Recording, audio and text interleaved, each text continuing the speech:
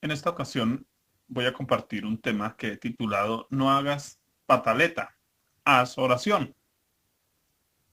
Quiero iniciar leyendo para ustedes un texto que se encuentra en el Salmo 106, versículos 13 al 15. Dice, bien pronto olvidaron sus obras, no esperaron su consejo, se entregaron a un deseo desordenado en el desierto y tentaron a Dios en la soledad.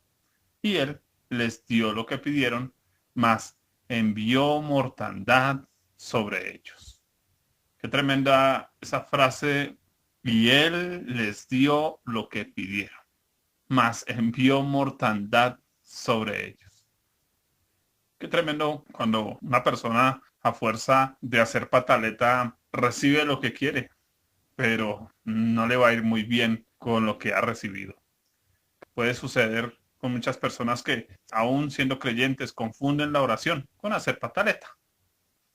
El texto sugiere que el pueblo de Israel pidió cosas sin esperar primero la voluntad de Dios y como se entregaron a expresar las cosas, sus deseos de forma egoísta o de mala manera, pues el resultado fue que recibieron lo que pidieron, pero con consecuencias pues devastadoras.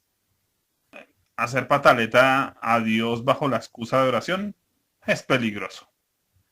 Orar sin esperar o conocer la voluntad de Dios es una forma de tentar a Dios. Un sí de Dios a una oración no necesariamente significa que Dios está agradado. Y finalmente es posible recibir cosas de Dios con un tipo de insistencia manipuladora. Porque hay gente que cree que insistir e insistir va a hacer que Dios se mueva a su favor, pero aquí vemos a un pueblo que insistió y dice y les dio lo que pidieron, mas envió mortandad entre ellos. Para entender la oración manipuladora voy a remitirme a un texto que creo que se ha entendido muy mal y haciendo un estudio juicioso del mismo me doy cuenta que se ha leído como la mayoría y muchos de los textos que hemos estudiado en nuestra congregación fuera de su contexto. Lucas 18, 1 al 8. Un texto bien conocido, una parábola acerca de la viuda y el juez injusto, se conoce de esa manera. Dice la escritura, también les refirió Jesús una parábola sobre la necesidad de orar siempre y no desmayar, diciendo, había en una ciudad un juez que ni temía a Dios ni respetaba a hombre. Había también en aquella ciudad una viuda, la cual venía a él diciendo, hazme justicia de mi adversario.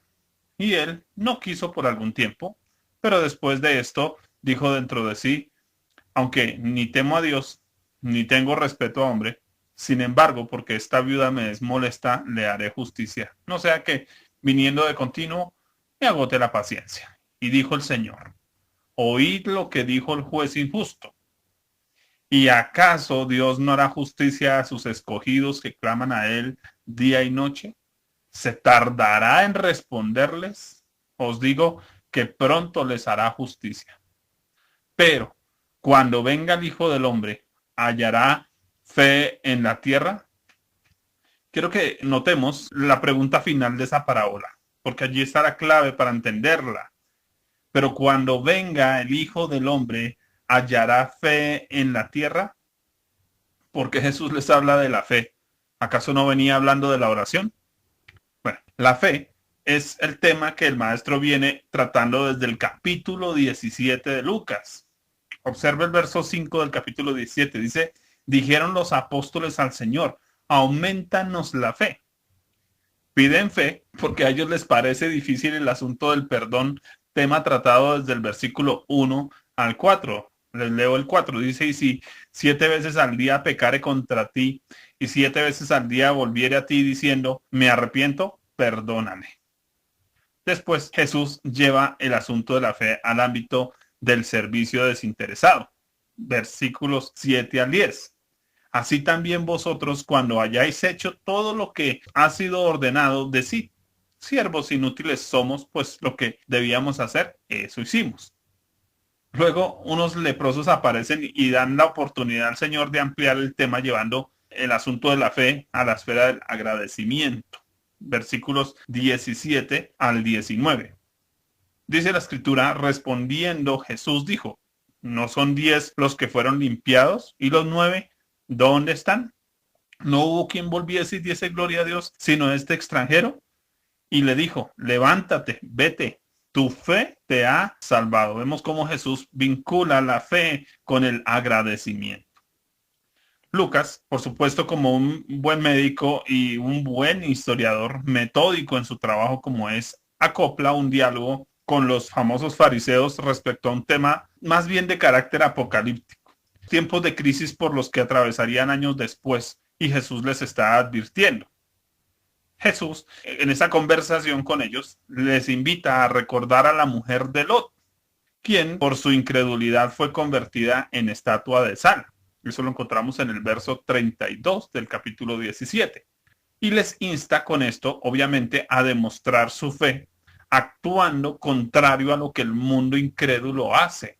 Según el verso 33 dice, todo el que procure salvar su vida, la perderá. Y todo el que la pierda, la salvará. Se requiere fe para hacer eso, para decir, no voy a tratar de solucionar el problema en mis fuerzas. Resumamos hasta aquí este punto. En esencia, Cristo dijo que ellos manifestarían su fe perdonando. Ellos manifestarían su fe madurando como personas, porque les habla de una semilla que madura, que crece.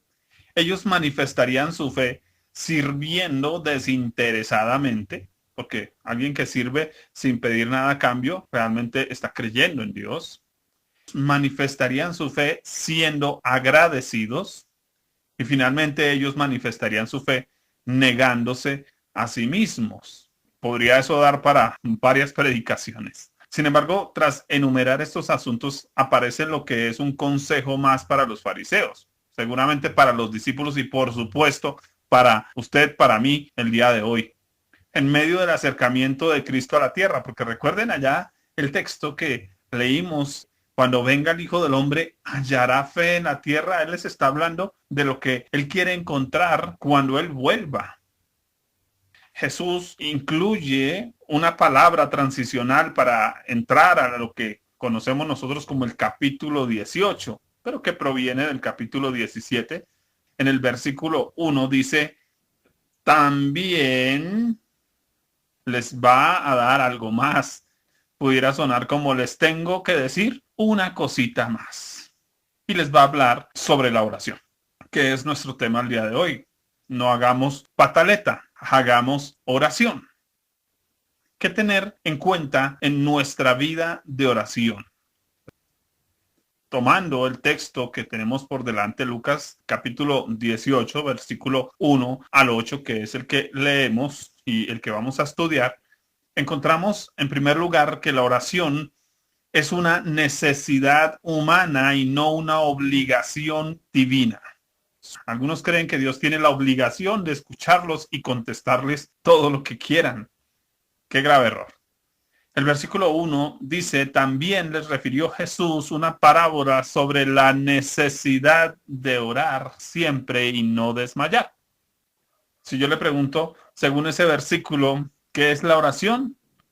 Ese versículo dice que la oración es una necesidad. ¿Quién es el que necesita orar? Usted y yo necesitamos de la oración para estar en comunión con Dios. Recuerda los versículos 7 y 9 del capítulo 17 para que entendamos por qué no es una obligación divina. Dice, ¿quién de vosotros teniendo un siervo que ara o apacienta ganado al volver del campo, luego le dice, pasa, siéntate a la mesa? ¿No le dice más bien, prepárame la cena, cíñete y sírveme hasta que haya comido y bebido? Y después de esto, come y bebe tú. ¿Acaso da gracias al siervo porque hizo lo que se le había mandado? Dice Jesús, pienso que no. Creo que muchas personas hemos creído que la oración es una obligación de Dios, pero realmente es nuestra necesidad.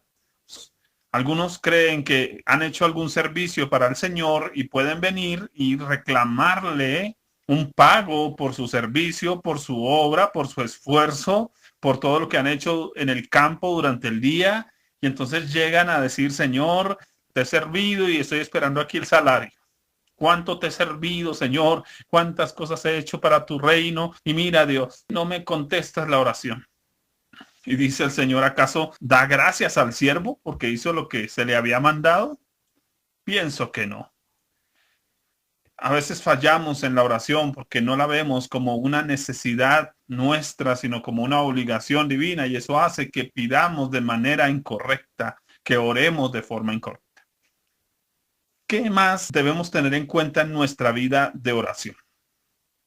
La oración debe ser la manifestación de una fe bien entendida. Obviamente oramos porque tenemos fe, porque creemos que Dios nos escucha. Pero una cosa es que oremos porque tenemos fe y otra cosa es que estemos orando con fe. Quiere decir, a la manera de Dios. Por eso el versículo 8 nos dice lo siguiente. Os digo que pronto les hará justicia, pero cuando venga el Hijo del Hombre, ¿hallará fe en la tierra?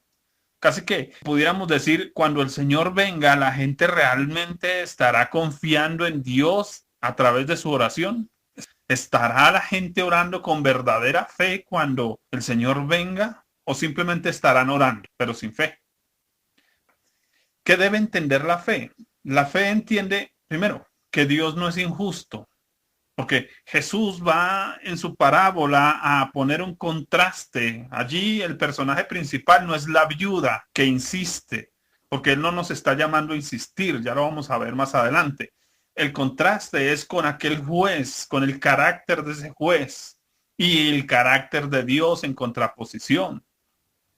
La fe debe entender que Dios no es injusto, porque mucha gente ora a Dios como diciéndole, Señor, pero tú eres injusto. Recuerden a Abraham diciéndole, Dios, pero allí en Sodoma hay como, al menos deben haber 50 justos. Dios, el juez de toda la tierra no ha de hacer lo que es justo. Le está diciendo a Abraham a Dios, Señor, no vayas a ser injusto. Tal cosa no suceda, Dios. Y muchos tenemos una visión incorrecta de quién es Dios. Y entonces, si no tenemos una fe coherente, obviamente vamos a estar orando mal. Como si Dios nos fuera a dar algo que no nos va a bendecir. Mucha gente no se atreve a decirle, por ejemplo, a Dios, Dios, esta es la pareja que tú tienes para mí. Porque muchos ven a Dios como un aguafiestas que les va a responder lo que ellos no quieren oír. Y por eso deja de orar. La fe entiende también que la iglesia no es una viuda pobre, porque muchos hemos leído ese texto y pensamos que la iglesia debe insistir como esa viuda pobre. Pero, perdón, la iglesia no está viuda y no es pobre. La iglesia es la esposa de Cristo y está enriquecida, porque la Biblia dice que si él no escatimonia a su propio hijo, ¿cómo no entregará con él todas las cosas a su iglesia, a su pueblo? Nos ha revestido de las riquezas de su gloria. Así que la iglesia no es una viuda pobre. Y es importante que entendamos eso. ¿Por qué? Porque de otra manera vamos a estar orando a Dios de una forma indebida. La fe debe entender que la respuesta a la oración obedece más bien a una actitud correcta. Y eso es un punto clave en nuestro tema de hoy. La respuesta a la oración obedece a una actitud correcta. Muchos no recibimos la respuesta a nuestra oración sencillamente porque no tenemos una actitud correcta. Santiago nos dice, ustedes piden, pero piden mal. Piden para gastar en sus propios deleites. Cuando oramos de esa manera, estamos haciendo mal, porque terminamos haciéndole a Dios sindicato, pataleta, reclamándole a Dios, como muchos nos enseñaron muchas veces, reclámele a Dios y restréguele a Dios en su cara sus promesas, recítele a Dios la Biblia como si Dios no la supiera para que lo convenza con su propia Biblia. Usted dijo Dios, usted prometió Dios. Y cuando hay una actitud así, obviamente es como un niño que está haciendo pataleta para pedir algo. ¿Qué papá quiere complacer a un hijo así? Ahora, quien no entiende estos principios va a terminar actuando mal. ¿Cómo va a actuar? Según lo que estamos viendo en esta parábola. Va a actuar como un perseguido y no como un escogido. Aquella mujer era una mujer que tenía un conflicto, una persecución, un problema. Pero Cristo está diciendo que la iglesia somos algo diferente. ¿Qué somos? escogidos de Dios. Una persona perseguida pide con desespero. No está pidiendo con confianza, no está pidiendo con sus sentidos, con sensatez, sino con desespero, con afán, con ansia. Y entonces, Dios, yo necesito que tú me respondas rápido a esto, Dios. La Biblia nos dice que la mujer tiene un adversario que quiere quitarse de encima a como dé lugar. Así que para quitarse de encima al adversario, molesta al juez. Y mucha gente, en vez de arreglar su problema con la persona que tiene el problema, ora para que Dios le quite el problema y le arregle el problema y no toma sus propias responsabilidades. Termina actuando como un perseguido y no como un escogido. Quien no entiende estos principios va a terminar orando como un mendigo, pidiendo como si fuera un mendigo, como si Dios no fuera su papá. Y de esa manera están pidiendo de forma egoísta. La frase me molesta o me es molesta que usa el juez injusto viene del griego. Pereque, dar pereque. De hecho, el término griego significa perequín copón. Suena de esa manera. De ahí sale la palabra dar pereque. Mucha gente no llega a orar a Dios, su Padre, a pedir a Dios, su Padre, a hablar con Dios, su Padre, sino a ponerle pereque a Dios. Y el término perequín, copón, se utiliza para describir la acción del mendigo que, sin observar el rostro de la gente, pedía indiscriminadamente, de forma insistente. Señor, una monedita, y no se fijaba si le estaba pidiendo a otro pobre, o no se fijaba si le estaba pidiendo al que ya le había dado, porque él nunca miraba al rostro a nadie. No miraba al rostro. Por eso recordamos a los apóstoles, a Pedro, a Juan, diciéndole a aquel hombre inválido, míranos al rostro, míranos a la cara. No pidas como un mendigo, pide como alguien que es digno de recibir algo. Muchos oran a Dios simplemente como si fueran mendigos. Solo están esperando las migajas de Dios. Y Dios no les va a dar migajas porque Dios es su papá. El problema no es Dios, el problema es cómo estoy pidiendo. Y en ese sentido, egoístamente significa sin pensar, sin interesarse a quién le pide ni cómo lo hace. A veces olvidamos que estamos hablando con un Dios bueno. A veces olvidamos que estamos hablando con un Dios santo. A veces olvidamos que estamos hablando con Dios que es un Padre bueno. Y entonces empezamos a reclamar, Dios, te reclamo, Señor, tu palabra dice, Dios. Y entonces le restego en la cara a Dios los textos de la Biblia, como si Él no supiera nuestras necesidades. Pedimos como mendigos. Me refiero a que pedimos de mala manera.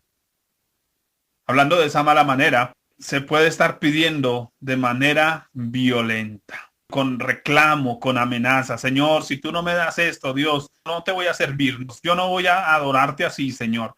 Yo no sirvo para esto, Dios, porque es que tú no me respondes. Siempre te pido y tú no haces nada, Dios. Aquí la frase que usa el juez injusto es, no sea que viniendo de seguido me agote la paciencia. De nuevo voy a ir al idioma. El griego, hupopiazo, describe poner el ojo morado o golpear. Algo que al parecer estaba permitido por el Imperio Romano respecto a los funcionarios judiciales que actuaban por su propia cuenta. Las versiones bíblicas más antiguas lo traducen de esa manera. No sea que viniendo muy seguido se enoje y me golpee. También se utilizaba respecto a hacer amenazas de hacer quedar mal al juez públicamente. En este caso, muchas personas llegan a decir, no, a mí Dios no me responde nada, yo tanto que le pido y nada. Están haciendo quedar mal al juez públicamente, porque están pidiendo de forma violenta. Pedir de forma violenta es cuando yo le digo, Señor, si tú me cumples, yo te prometo que voy a hacer. Eso es violencia. Es una forma de violencia. Quiero manipular a Dios con mis ofrendas o con mis promesas para que Dios me dé. ¿Esa es la forma correcta de orar? Creo que no. Creo que hay un problema dentro del cristianismo hoy que nos han enseñado a orar de esa forma violenta, declara, decreta, todo ese tipo de cosas. Es una forma violenta de obligar a Dios a que actúe. Porque yo lo digo, tiene que pasar. Porque yo lo digo, según la Biblia, tiene que pasar. Terrible. Tratando de ahorcar a Dios, unimos eso con el ayuno. Usamos el ayuno para que Dios se compadezca. Otra forma de manipulación. Muchos en su oración hablando duro, a veces llorando, a veces con la voz quebrantada, a ver si logran convencer a Dios de alguna manera, porque no están orando con fe. Están orando usando sus emociones, simplemente creyendo que con eso van a convencer a Dios, pero no están orando de acuerdo a la voluntad de Dios. ¿Qué más tener en cuenta en nuestra vida de oración? La oración es una propuesta divina a la que Él nos invita. ¿Y a qué nos invita Dios a través de la oración? Vamos a leer el versículo 7 y 8 de donde extraeremos esto. Dice, ¿y acaso Dios no hará justicia a sus escogidos que claman a Él día y noche? ¿Se tardará en responderles? Os digo que pronto les hará justicia, pero cuando venga el Hijo del Hombre, ¿hallará fe en la tierra? ¿A qué nos invita Dios a través de la oración en este texto? En primer lugar, a pedir a Dios de una forma diferente. ¿De una forma diferente a qué? A como lo hacen los incrédulos, entendiendo su bondad. Jesús pone en este cuadro a una mujer que está pidiendo y ella no está acercándose a un hombre porque entienda la bondad. Ella está entendiendo que él tiene el poder. Muchos de nosotros simplemente oramos a Dios pidiendo que manifieste su poder, pero no nos interesa su bondad. Le pedimos como alguien que está obligado por la ley a cumplir, pero no le estamos pidiendo como a un papá que nos ama.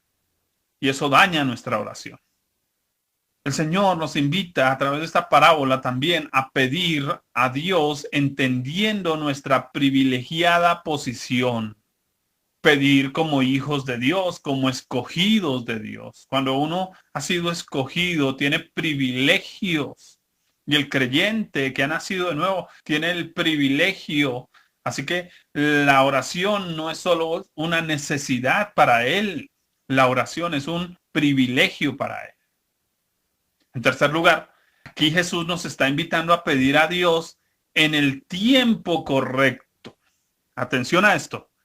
Cuando leemos el versículo 1, dice, Jesús les refirió una parábola sobre la necesidad de orar siempre.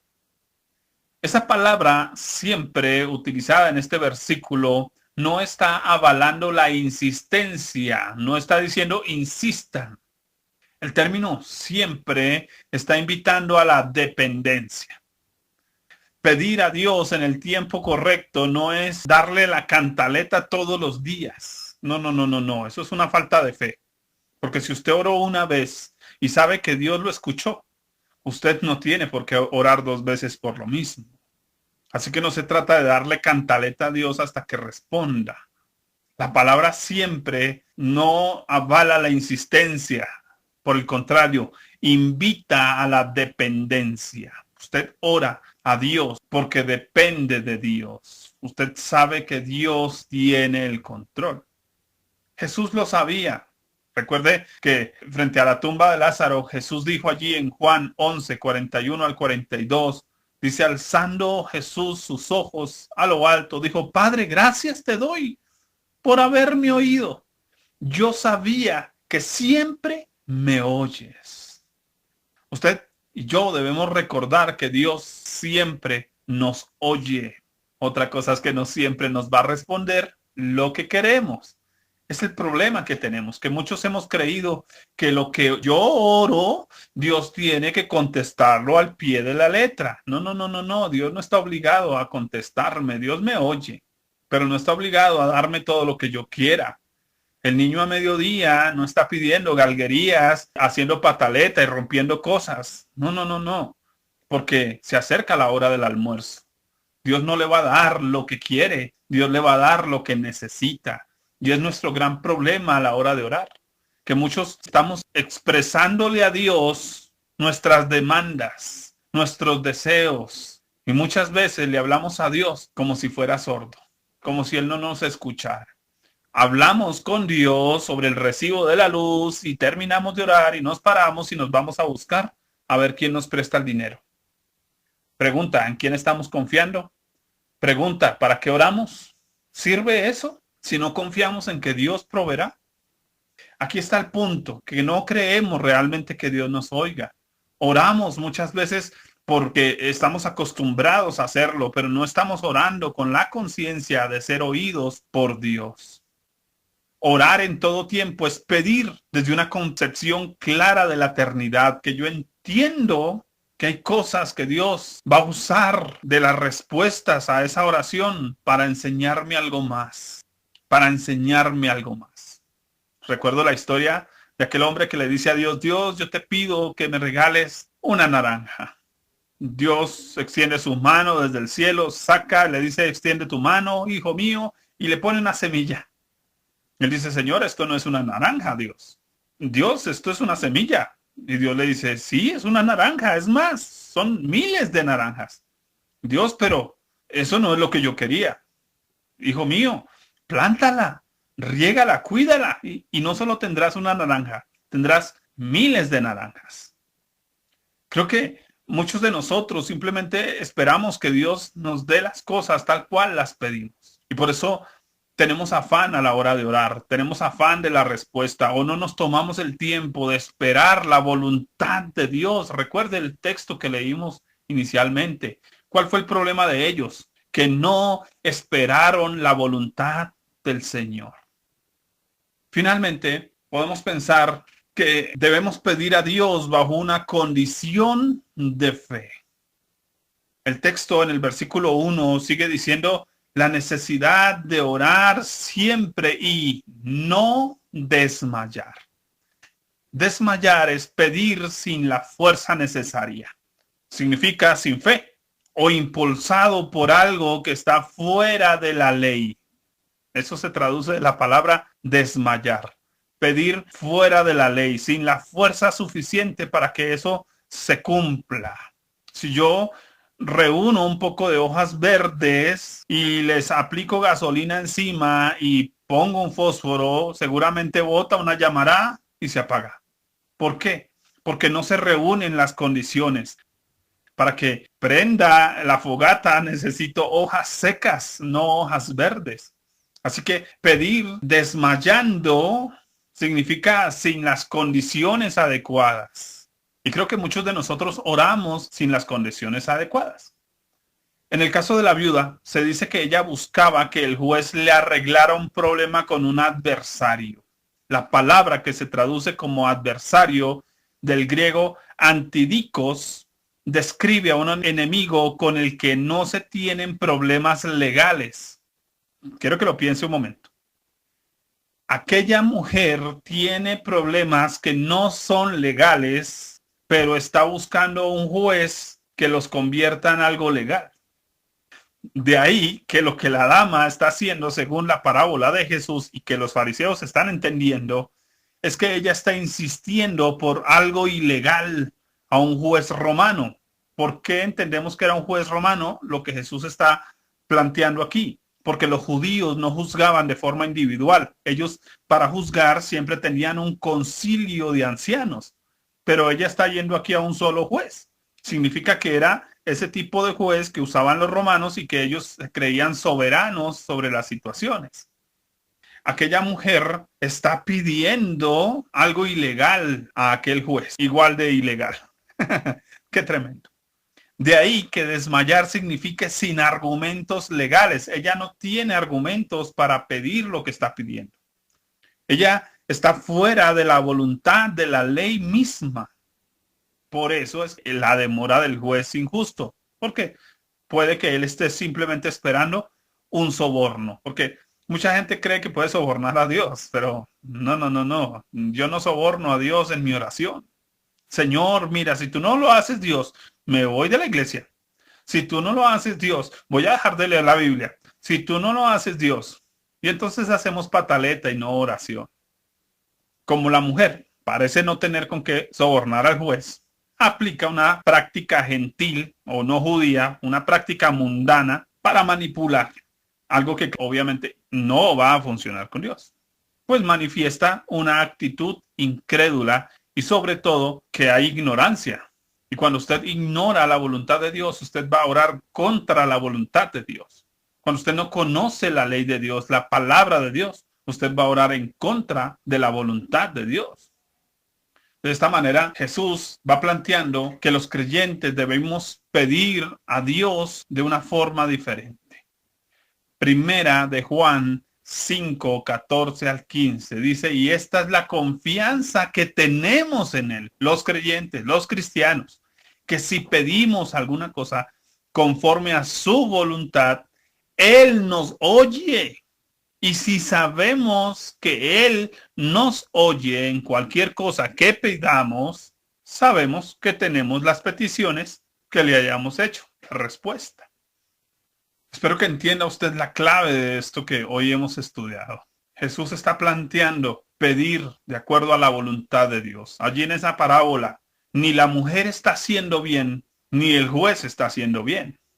Por eso Jesús plantea la forma correcta, y la forma correcta es entender quién es Dios, es entender quién soy yo en Cristo y en Dios, para Dios, y es entender que las cosas con Dios funcionan de una manera diferente. Concluyo pensando a qué padre le gusta que su hijo le haga pataleta para obtener las cosas. El juez injusto utiliza una palabra aramea para describir clamar. Y esa palabra obedece al término kará, que se refiere, entre otras cosas, a invocar para que Dios actúe soberanamente su voluntad sobre algo. Es lo mismo que se describe en el Salmo 145, 18 al 19. Dice, cercano está Jehová a todos los que le invocan, a todos los que le invocan de veras. Cumplirá el deseo de los que le temen, oirá a sí mismo el clamor de ellos y los salvará. ¿A quiénes? A los que le invocan y le invocan de veras. Y dice, y cumplirá el deseo de los que reclaman. No, no, no, no. El deseo de los que decretan. No, no, no, no, no. ¿El deseo de quién? ¿De los que manipulan? Tampoco. El deseo de los que le temen. Esa palabra kará, que implica invocar, y quiero poner un ejemplo muy sencillo en el hogar.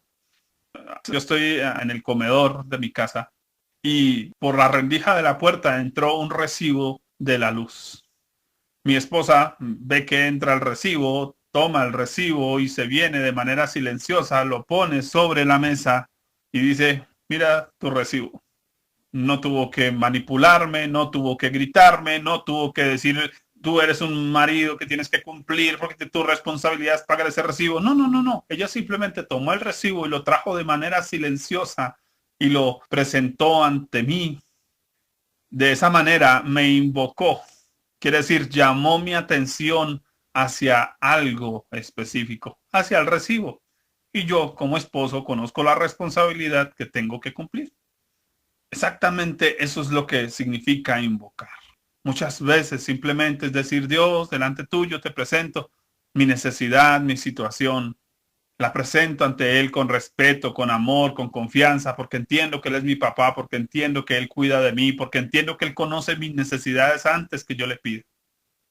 Implica una petición acorde con la actitud de un temor reverente que se tiene hacia un padre que sabemos que es generoso y que es cercano e inclusive complaciente. Aquella mujer tuvo que insistir porque aquel juez ni temía a Dios ni respetaba a hombre. Pero Dios, Dios nos ama. Así que, ¿por qué le pedimos igual que aquella viuda? Eso es una falta de respeto.